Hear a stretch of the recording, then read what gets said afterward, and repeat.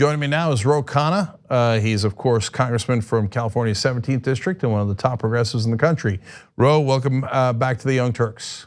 Cenk, it's great to be back on. All right, so we got a couple of issues to talk about. One is foreign policy, but I want to save that for a second. I actually want to ask you about democracy dollars. So Andrew Yang mentioned this in the last debate about how you can give money to political figures from not just millionaires and billionaires, but you could actually have the government give money to average citizens, and that could empower them. The media apparently didn't know much about it, so they snickered because of the name democracy dollars. But I know that you worked on a very similar proposal. So can you explain to us what your proposal was?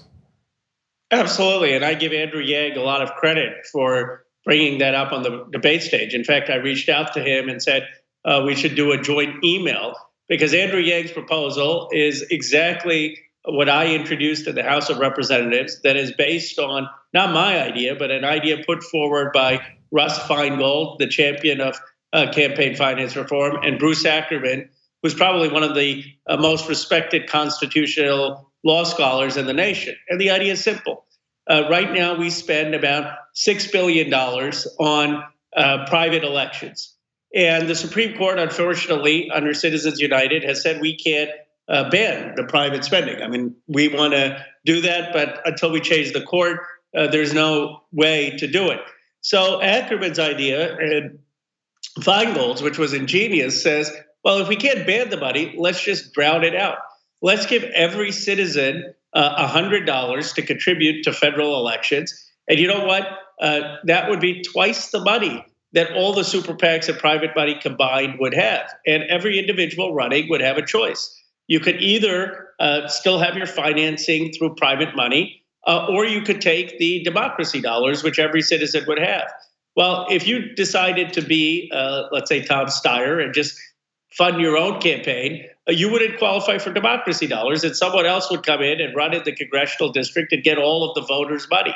So it's a long way of saying something very simple. It's basically making every voter a donor and letting grassroots funding drown out any private sector funding. And it's constitutional under this court.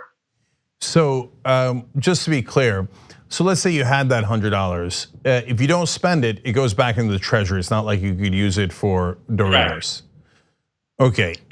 Correct. And right, and if you do, it doesn't ban Soros money or Koch brother money. What it says is you also get money from the treasury to compete with them, basically. I understand that right? Correct, and I would love to ban Soros money, as you know, Cenk, but this court is not going to allow that. And so the ingenious thing about the democracy dollar program is under a Roberts court, under a conservative court, this would be constitutional, because our court, even this conservative court, has obviously said that you can have government assistance for funding. I mean, people can qualify for federal election funding. This is just saying every citizen gets $100. Now, the total cost of this is about $6 to $7 billion. To put that in context, that is less than 1% of our entire military budget. So do you think it's worth spending 1% of our military budget to restore democracy to citizens? That's the basic question. Well, I'd make it at least $500, in which case it would still not be as much as just oil subsidies. And oil subsidies are given to the most profitable corporations in the world. And the reason they do that is because the oil companies bought the politicians. So if we were able to donate to politicians, they probably wouldn't do the oil subsidies. So boom, it just paid for itself. Sure, we can increase the amounts. The $100 was just an amount that would ensure that the citizen funding was almost 2 to 1 of the private sector funding. You can make that 3 to 1, 4 to 1, and as the program works, expand it. But to get it started, I don't see how anyone can oppose the $100 proposal. In fact, in fairness, and our politics aren't always aligned, Kirsten Gillibrand ran on a similar proposal of democracy dollars, and the media didn't really pay attention to it. But in my view, this is the real way that we could quickly reform campaign finance. Didn't you work with her on that a little bit? We did here. We exchanged ideas and emails. She had her own plan in the Senate. I worked with Bruce Ackerman and Russ Feingold, but she deserves credit for her work in the Senate, and Andrew Yang deserves credit for making this an issue at the presidential level. Khanna, campaign co-chair for Bernie Sanders, with an outrageously open mind about other candidates. So, I still think Bernie Sanders is the best person to be president of the United States for a very simple reason. He has spent his entire life fighting for working families and working Americans. The person who works at Walmart, who works at Amazon, who works at Disney, who's making 13, 15 bucks an hour, can't afford prescription drugs, can't afford to send their kids to college or vocational school, can't afford the cost of housing. When they look at this field, there's one person who's been fighting to help them to improve their lives consistently, and that's Bernie Sanders. And if you want someone who is going to help those folks who are left out by the Trump economy, because the Trump economy has been a tax cut for the 1%, the best person to take that message is Bernie Sanders because of his life and because of his focus.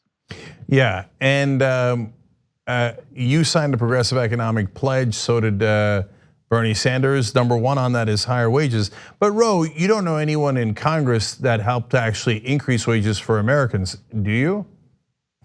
Actually, that would be Bernie Sanders. I mean, here's the remarkable thing. The best line I have on the stump when I'm out for Bernie Sanders is that Bernie Sanders, as a senator in the minority, got 350,000 Americans a raise. And imagine if he could do that at Amazon, where he got Jeff Bezos within 3 weeks to raise wages for 350,000 Americans to $15.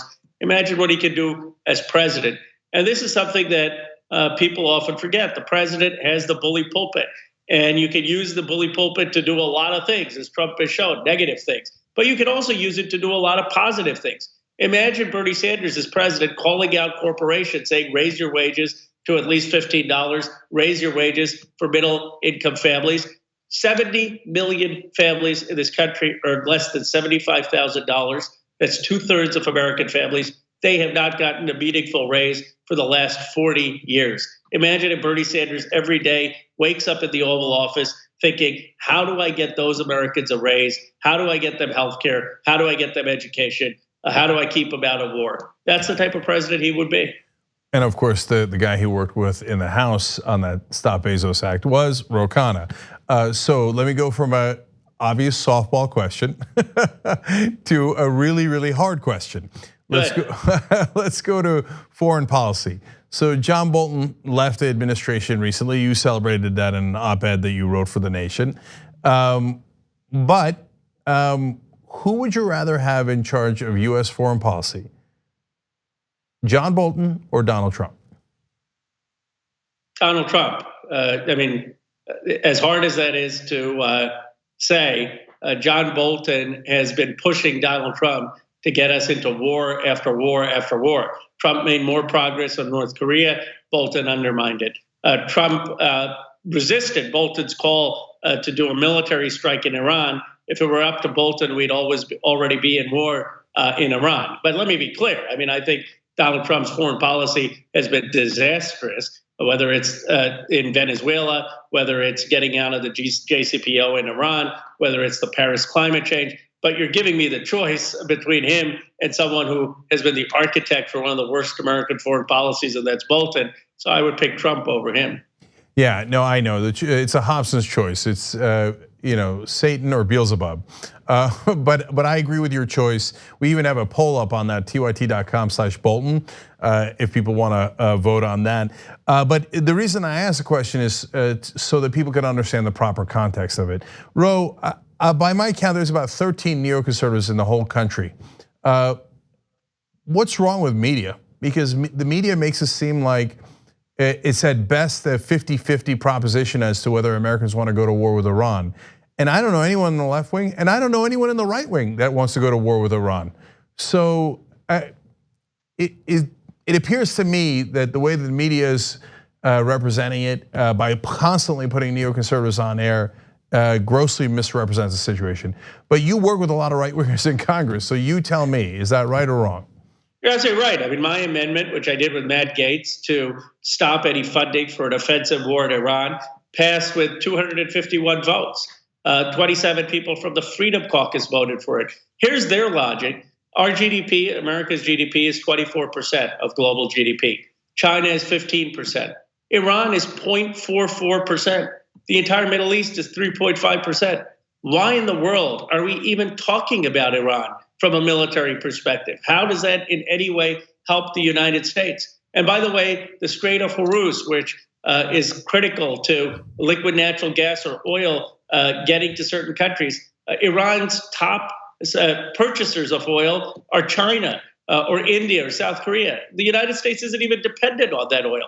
So there are Republicans who understand that this is not in our strategic interest. I mean, the progressives, you can make the human rights case, the moral case. For Republicans, you can just simply make the strategic case, and most of them, many of them, are beginning to appreciate that this has hurt America's national interest. All right, Congressman Khanna, one of the most progressive and well-versed in policy people in all of Congress. Thank you for joining us on the Young Turks. Appreciate it. Cenk, it's always an honor. I appreciate your having me on. The TYT Plus app is now available on iOS and Android. Download to get more TYT content at tyt.com/app.